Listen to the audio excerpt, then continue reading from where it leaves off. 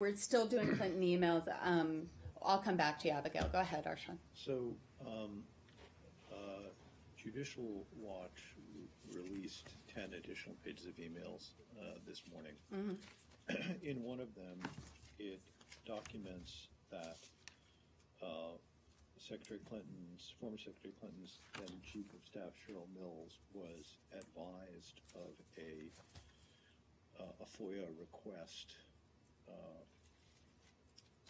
in which the Citizens for Responsibility and Ethics in Washington had sought, quote, records sufficient to show the number of email accounts of or associated with Secretary Hillary Rodham Clinton and the extent to which those email accounts are identifiable of or associated with Secretary Clinton.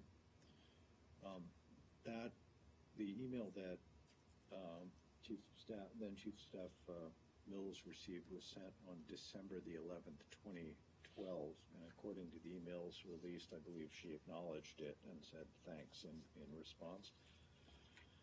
So if she was aware, as she was, because she was notified of this FOIA request asking about the different email accounts that were associated with Secretary Clinton at the time,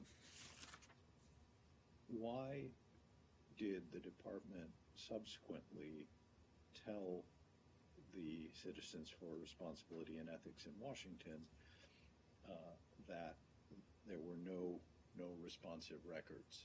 Because she knew, we know for a fact, emailed with Secretary Clinton on her private account.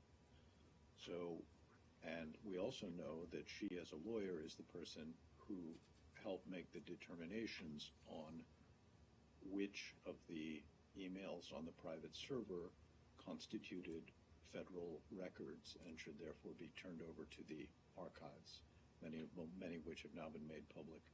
So why, if she knew in December of 2012 that there were requests for clarity on how many accounts Secretary Clinton had, did the State Department not forthrightly and honestly answer that request rather than just saying there were no responsive records? Okay, a lot there. So I'm going to give you a fulsome response on that. In 2012, Citizens for Responsibility and Ethics in Washington, known by the acronym CREW, sent FOIA requests to a number of agencies seeking information about email use by agency heads. This FOIA request, as it relates to the State Department, has been covered extensively in the press and reviewed previously by State's Inspector General. The documents released today show what the OIG already reported in January 2016, that former Secretary Clinton's Chief of Staff, Cheryl Mills, was informed of the request at the time it was received and subsequently tasked staff to follow up. The OIG report also found no evidence that SES, L, and IPS staff involved in responding to requests for information, searching for records, or drafting the response had knowledge of the Secretary's email use. Ms. Mills has testified about this topic previously. That testimony is publicly available.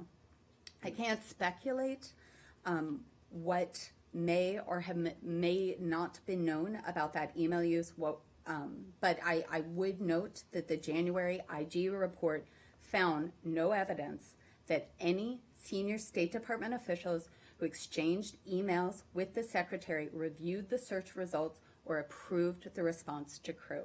Nothing in these documents alters the facts as found by the IG. So it's in the IG report. You know, I get that it was covered in the IG report. What I don't understand, though, I mean, the IG report also concluded that the response that there were no responsive records was, quote, inaccurate and incomplete. Mm-hmm.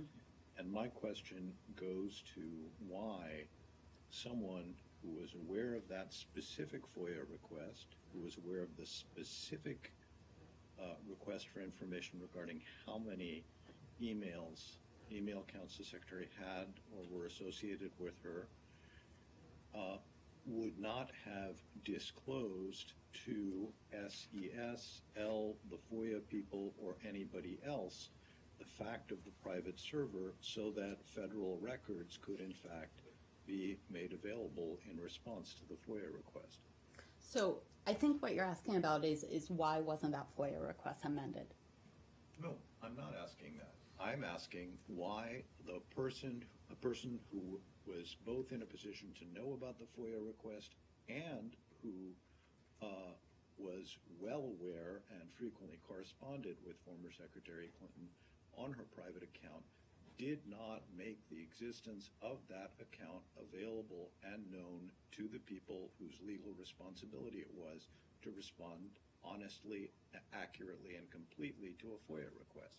That's my question. Not why wasn't it amended, why wasn't it correctly responded to in the first place? Yeah, it's a good question. I don't have an answer for you.